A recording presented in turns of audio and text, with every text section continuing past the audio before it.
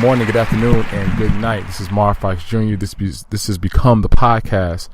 How do you become anything? You dream, you declare, you commit, and success is your next breath. So I got two ideas, two concepts that I want to share with you. One is, I felt like I've talked about this before, but this may have been a Facebook live post, or it may have been a longer concept that I was trying to present on Instagram, and I had several videos that were talking about the same thing.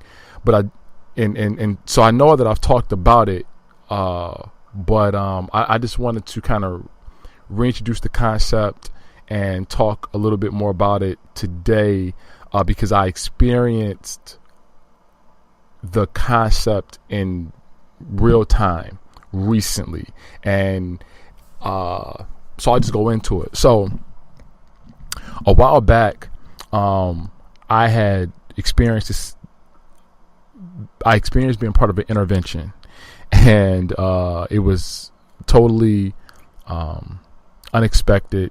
A bunch of people that I worked with or worked around, young people, decided that they were going to do some restorative social justice, right? Or they were going to basically set me straight and let me know where I had made mistakes and how I was creating a toxic environment.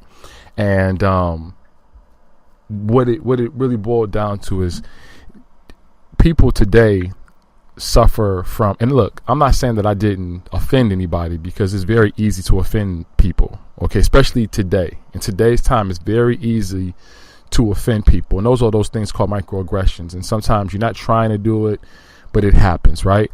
But I think those microaggressions have more impact. Even though they're micro, they have even more impact, or sometimes maybe just as much impact as a microaggression.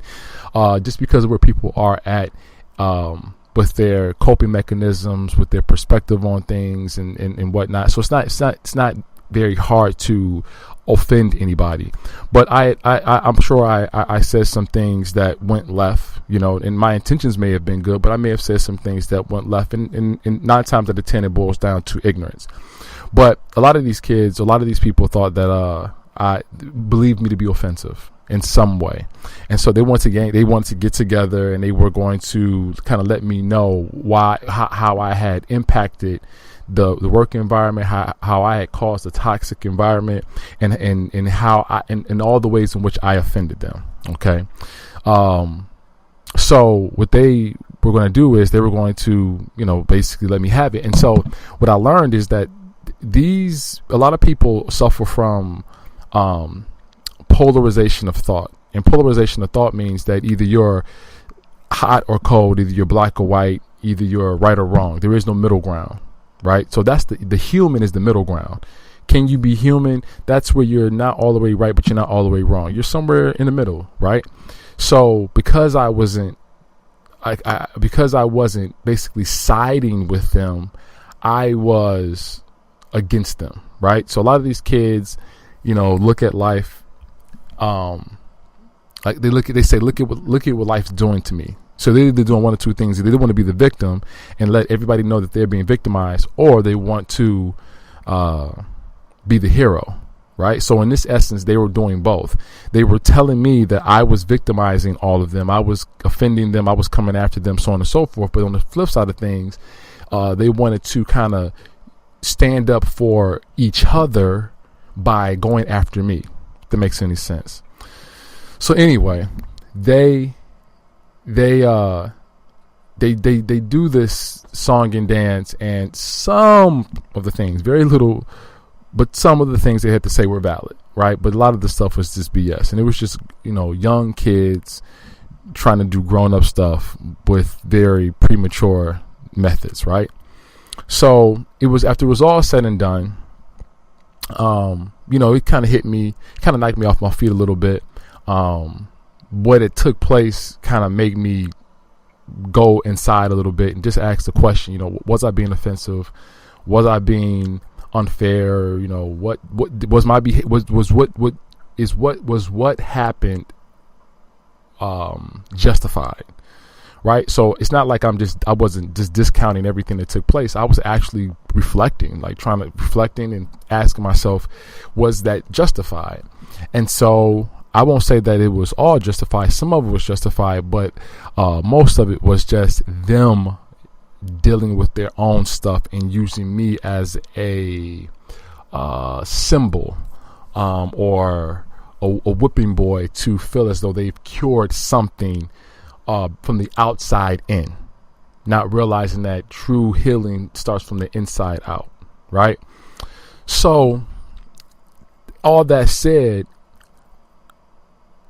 I, just kind of kept my cool, didn't spaz out on anybody, let whatever happened happen. As the weeks moved on, slowly and surely, all these people who were a part of this intervention that were coming after me started to disappear, right? Some kids graduated. Some kids decided to quit working for the place that, where I was, working. Some kids just kind of disappeared. They stopped showing up as much, right? And it brought me back to this lesson that I learned, and I told someone else early in the summer of 2017, but I saw it manifested in real time this weekend. It just kind of hit me. So the lesson that I kind of communicated to someone else last summer was, if you don't face up or man up or confront the people who are making you uncomfortable, those people will continue to follow you as different versions or alternative versions throughout the rest of your life. So let me say that again. Let me say it this way. If Andrew is getting on your nerves and is negative, is a bully, is whatever, and he's making you uncomfortable, and you don't confront Andrew, and you say, well, I'll just leave and go somewhere else, I'll avoid Andrew. Andrew's going to show up at your next stop. Only Andrew won't be Andrew anymore. Andrew might be Lisa. You see what I'm saying? So if Andrew's a white guy, Lisa may be a black female. And if you say, okay, well, I'm going to find a way to avoid Lisa. Okay, then you go to the next stop, and now you run into Pam. And Pam is a, who knows, Latino, she's basically another version of Lisa and Andrew. You dig what I'm saying? So like the spirit of the person who's annoying you will continue to show up in other people until you confront it. So the only way that you can get rid of the energy that is haunting you or making you uncomfortable or making you feel some kind of way is you have to confront it. And then once you confront it, it will probably disappear. Okay? So there was this young girl who had an internship, and the person who was running the internship was this lady who was probably in her middle age, maybe late 40s or 50s or something like that, bad marriage. And she was basically pouring all her energy into her work because she didn't want to go home. She didn't like being home, had a very unhealthy marriage. And so she was basically married to her work. That was her excuse. So she ran her intern the same way. She expected her intern to work like she worked, because she probably, the person running the internship probably was conditioned to kind of think and operate a certain way. And even though she was working with somebody who was young and in a relationship and working to find herself, she didn't see any of that in her. All she saw was, you're not working as hard as I'm working. I'm working really hard. I'm dedicated to my work. I stay late for work day after day after day. You need to be doing the same thing. Not realizing that, no, this is my life. You need to do your work and you need to get out of here. So hopefully you can avoid some of the stress I'm going through. So I told her, I said, you need to professionally confront this person so that you don't go to your next job and run into a similar personality, right? Because if you don't address this situation with this current person, then the next stop, the next job, the whatever, you're going to run into that same person, and that person's going to bully you and push you around the same way until you confront them. And so I was saying it's necessary that you take care of this now so that you can develop the strength and the confidence, so the next time you run into somebody else like this, you know how to put them in their place. You know how to basically bully the bully, right? So anyway, or negate the bully. Maybe you don't want to, bully the bully, but you definitely need to put the bully in their place. So when I said that, I said that this summer, and so going through what I went through, I realized going through what I went through, I realized how all the people around me has started to disappear. Now here was like the little nugget, or the aha moment. Here was the one moment that created the aha moment. During the time when I was working with all these young people, and the energy started to get kind of crazy, sort of toxic, and I started to see a lot of cliques taking place, where basically the young kids were one clique, and I was more so working with some of the older people, the professional staff. And my boss, person who was kind of working with me and mentoring me, said, you need to talk to these people, these young people, and clear some things up. See if you can create a better working relationship, create a better communication, develop some respect, so on and so forth. So I did that. I talked to, there was 8 of them. I talked to all of them except for one person, because one person was just so in a zone in terms of the hate that it was no penetrating that, because it's deeper than me. But everybody else, I made sure that I gave them some love. So I was just talking to them about their passion, talking to them about what their plans after college, just getting in the conversation, making the conversation all about them, showing interest and everything that they had going on, right? And most of them, actually all of them were very open. Yo, this is what I'm doing. This is what I got going on next, so on and so forth. And then there was a few people that had problems with, and so I addressed those problems professionally. Didn't want to come off as a bully. Didn't try to make anybody feel uncomfortable. Even if I felt the person was being uncomfortable, I worked really, really hard to tackle the problem, but not tackle the individual, if that makes any sense. And so in a sense, I confronted the energy that was making me uncomfortable. All right. So make sure you listen to that, or you remember that. So as the year went along, I started seeing all these kids disappear. And some of them was disappearing by way of graduation. They're going to graduation, they're going back home. Some of them decided to quit. Some of them are, just to stop showing up, And I realized when you're confronted by negative energy and you stand up to it, people actually disappear. Like, people actually disappear. Now, the only way the person stays is if they have a problem with you, and they confront you with the problem, and then you confront them with the problem. And if you both are confronting one another and working to create a solution, now you're basically taking ownership of the situation, and you're holding yourself accountable for your happiness and your peace of mind. So you're saying, I'm not going to allow this person to drive me away. I'm going to figure it out with this person. And that's being intentional. I'm going to show up this way, and I'm going to think about this person a certain way. I believe this person can make an adjustment, so I'm going to give them an opportunity to make an adjustment. And then if both people are thinking this way, then they eventually learn to coexist. They might even become best friends, but if at the bare minimum, they can at least work together and be respectable and be respectful and be connected as long as they're at work. They could be colleagues.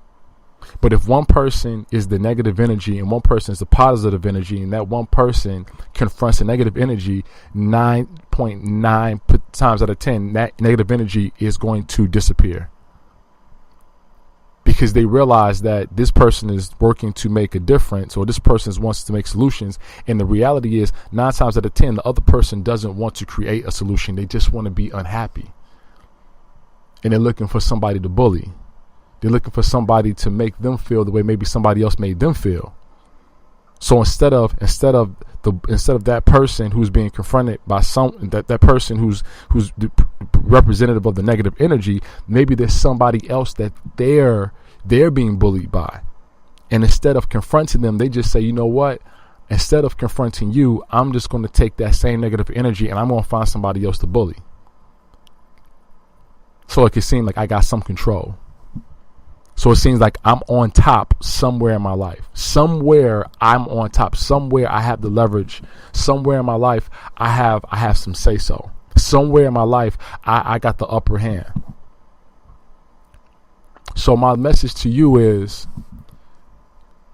if you're dealing with somebody and they are making you feel uncomfortable, they make you feel anxious when you come to work, they make you feel some kind of way, and that some kind of way isn't positive, confront them and learn what you're supposed to learn. Gain what you're supposed to gain. For some people, it's confidence. For some people, it's confidence. For some people, it's establishing their voice. For some people, it's establishing peace of mind. You know, like the confronting the person is not always about cussing somebody out or telling somebody off. Confronting the person may be helping you develop in another way. It may be a spiritual development. Maybe your spirit can't develop like it should because you're at odds with someone. So in order for you to develop the way that you should, you have to confront this person so that you can now focus in on the things that are the most important to you spiritually. Or maybe it's mentally, or maybe it's physically, who knows? But you have to confront that person. And it's up to you to figure out what confrontation means to you as it relates to this person in this situation. Obviously, I was talking from a professional I was in a professional setting. So for me, it was a conversation with a professional conversation with colleagues. But maybe you got to get ugly with somebody. You know, maybe you got to take it there. But when you take it there, you might notice that the bully starts leaving you alone. Or maybe the negative energy says, let me go somewhere else. I need somebody I need somebody weaker. I need somebody who's not willing to fight. I need somebody who's just going to let me do what I want to do and not, come back after me or not stand up to me. Because all I want to do is just dominate. You know what I'm saying? I just want to win. I'm not trying to look for solutions or anything like that. So again, if you stand up to the bully, if you stand up to the negative energy, right? You do two things. You number one, you give that person a chance.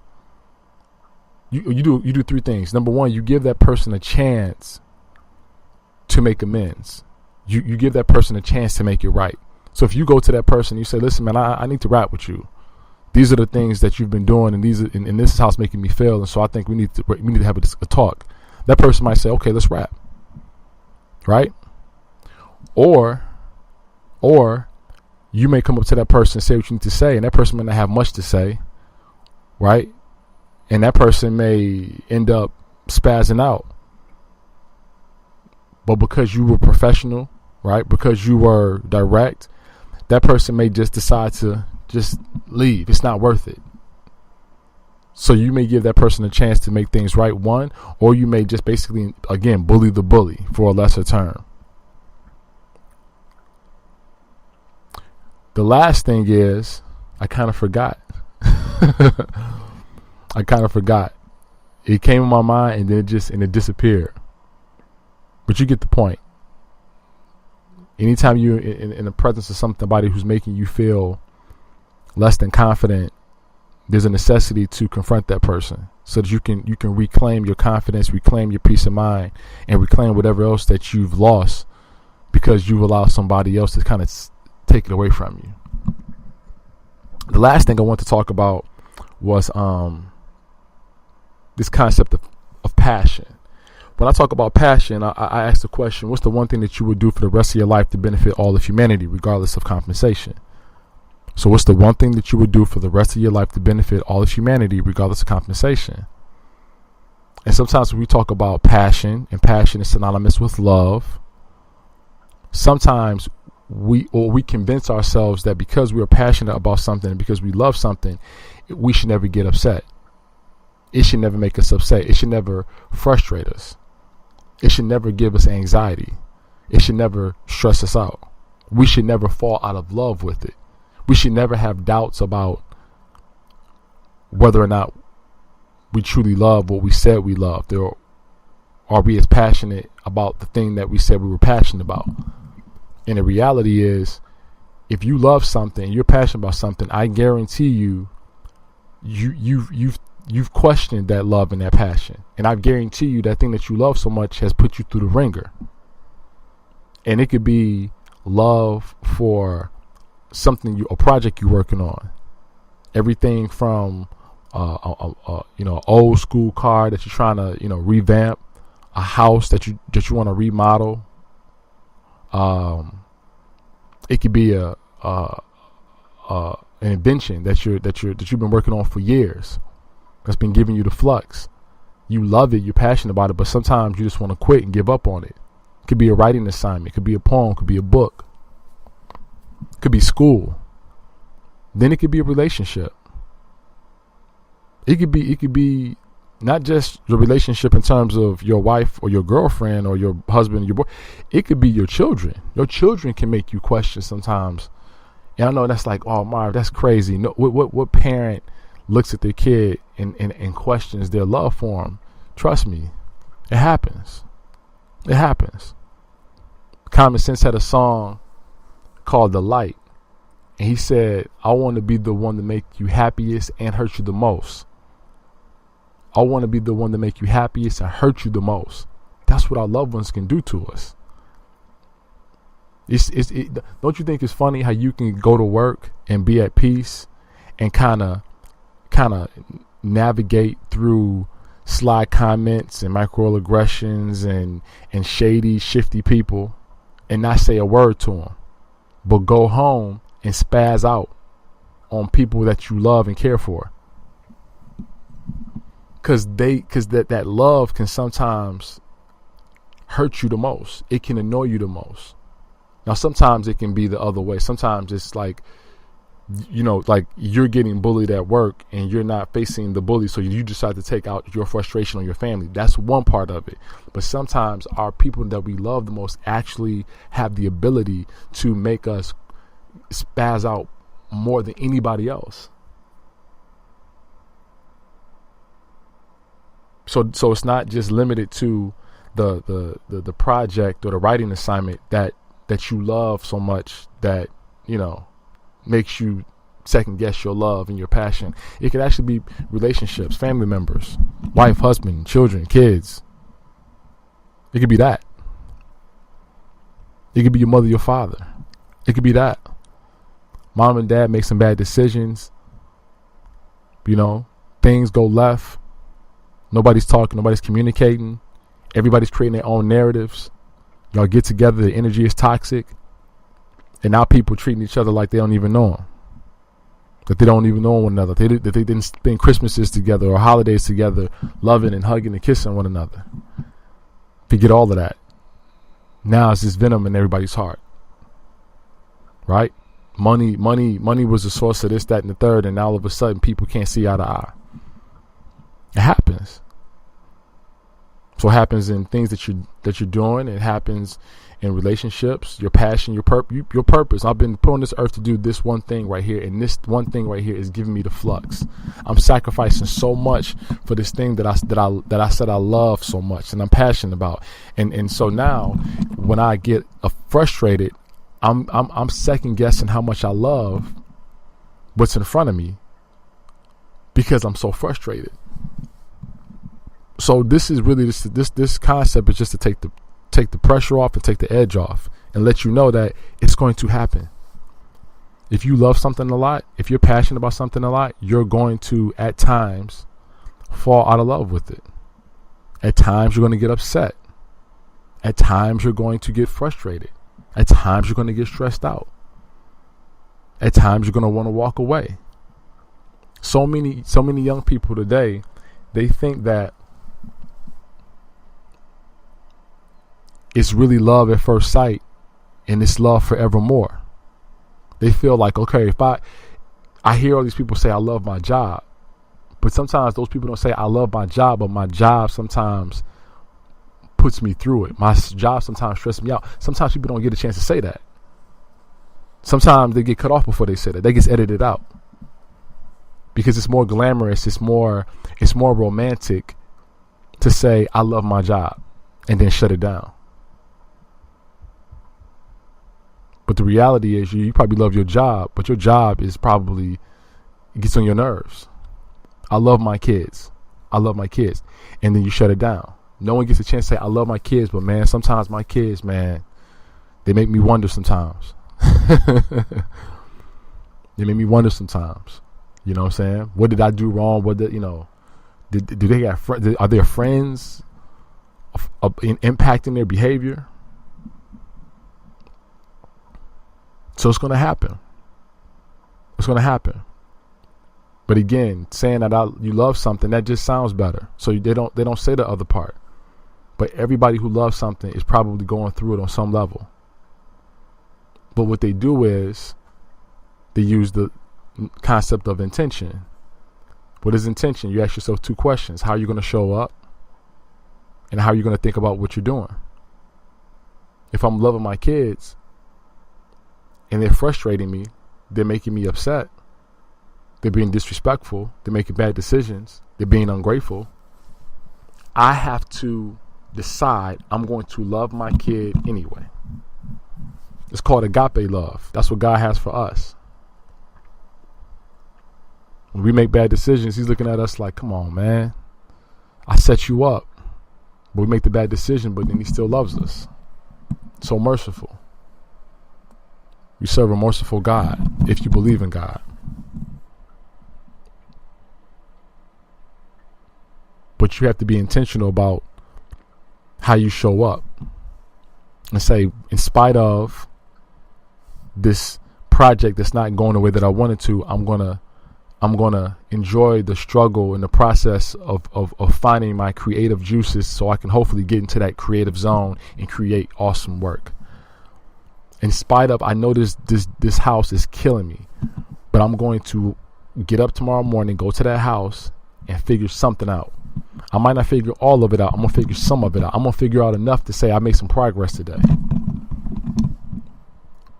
You know, it might be a job. Maybe at some point in your life, you just, at some point in your life, you just can't get the job that pays the most, or the job with the most seniority, or you can't get the job that's the most ideal. So you're stuck in this situation where you got to do what you got to do. Bills got to be paid. You probably in school. You're going through some sort of program. Maybe you failed a certification or a sort of test, and now you got to do this. You got to stay in this job, and maybe that test doesn't come around for another 6 months, right? But you working, but you don't have the job you want, but you got a job. But the job that you want is full of negative people. It's full of a boss who's out of their mind, and you got to deal with all of it. And maybe the work itself you don't like. Maybe the work itself is so stressful that by the time you come home, you don't have time for anything else or anybody else. You don't even have time for yourself.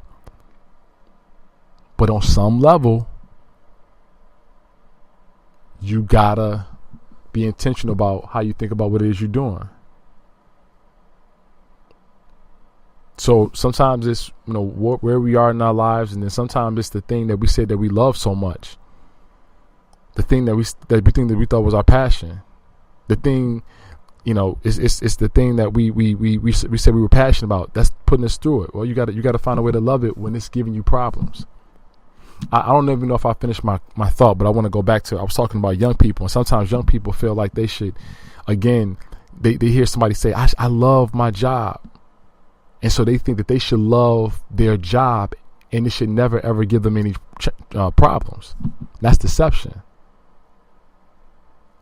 And so that's why so many kids these days have a hard time sticking with it, because the second that they say they love it, and the second that it gives them some problems, they're willing to quit, because they're like, I need to quit this because this made me mad. This got me frustrated. This turned me off. But there's somebody else who's going through the same struggle, the same grind, and it's like, I love this. It's pissing me off. It's turning me off right now, but I'm going to love the challenge of turning it all around. This situation is terrible. I'm going to make it do a 180 with my intention and my work ethic. So the way I think about it, the way I talk about it, and the way I work on it, I'm going to turn this thing around somehow. And that's every entrepreneur who's successful. Not necessarily the entrepreneur who's a multimillionaire. The entrepreneur who's making a profit. The entrepreneur who's paying his bills, or the entrepreneur is paying her bills. That's what's separating the person who starts something and then quits it versus the person who starts it and figures it out. One person they had a project, they had a product, they loved it. They had a concept, they loved it, and they went out into the world and said, I'm going to make the world love this. And one person both of them going through the ringer, and one person said, this is making me mad. This is stressing me out. I'm going to get rid of this. I'm done. I'm going to sell all this stuff. I'm going to get rid of all this. I'm going to do work for somebody else. But the other person said, you know what? I'm going to figure this thing out. Because if I can figure this thing out, as tough as it is, I'm going to be that much stronger, that much wiser. I'm going to have a better product. I'm going to gain the trust of my consumer base. And before long, I'm going to break through. And breakthrough might not be making millions upon millions upon millions, but I'm making enough to pay my bills. And I'm making enough to make sure that anybody who works for me gets their check on time. So I hope that makes sense to you. Two separate concepts. Two things that I've been thinking about for the longest, and I'm finally glad that I got a chance to communicate them with you. But the first thing is, number one, lean into the discomfort and confront the people who are making you feel some kind of way. Because if you do that, they'll disappear. And if they don't disappear and they stay, it's because they decided to find a solution, find a middle ground. And the second thing is, it's okay to dislike a passion from time to time, or it's okay to fall out of love with the passion. It's okay, but you got to stay at it. Stay at it. It's okay to get mad at somebody you love. It's okay, but you got to keep figuring it out. You got to be intentional. You got to decide every day, how am I going to show up, and how am I going to think about what it is I'm doing. So if I'm loving a person, how do I feel about the love that I have for this person? How do I feel about the work that I'm doing? How do I feel about this project? How do I feel about the people that I'm working with? How do I feel about this job that I'm doing? This is my passion. This is my purpose. God showed me over and over and over again, this is what I was put on earth to do, is kicking my butt. I can't pass this test. I can't pass this exam. This physical examination is killing me. Why would God put me through this? And He knows that I'm suffering, and I can't figure it out. Well, you can't figure it out. Number one, that's why you're going through it. That's why He showed you the signs. So you have to start talking about it a certain way. You got to start thinking about it a certain way. And you got to start working on it a certain way, with a certain intentional love. And you do that long enough until either two things happen. You do that long enough until things change, one, or you do that until you condition yourself to be intentional and to think of that thing a certain way, and it subconsciously. So even when you going through it, your default setting mentally is to love it regardless of how tough it is. And that's when you run into those people that you say, man, do you love your job? And they say, absolutely. But they say, it's so tough, it's so challenging. And they say, man, I don't care, man. I just love it. They've conditioned their hearts, they've conditioned their minds to love it. And that's why those people can't be stopped. That's That's why success is a breath away. So hope that makes sense. If you're listening, be ready. I'm getting after it, and I'm every day, and if not every day, at least 5 days a week, I'm coming after you. Content, man, content, stories, content. I'm about to get on. I'm gonna get on my grind. It's the summertime, and I got hit, and my imagination stopped working, and then life happens, family things happen, and I lost the desire to talk and to create and to exercise my mind in this way. But I'm making a promise to myself that will never happen again. And so I'm going to stay on top of it. So with that being said, man, thank you for all those who listen. I really appreciate you. Those who give comments from time to time, I really appreciate you. And I will continue to deliver the goods. So with that being said, let me be out of here. Greatness lives on the edge of death. I am not afraid to die. I will fight for my dreams. I will celebrate my dreams. I will fight for my dreams. I will celebrate my dreams, and I will die for my dreams. Thoughts are things, and everything starts off as a thought first. My name is Mar Fikes Jr. This has become the podcast. You guys take care. Talk soon.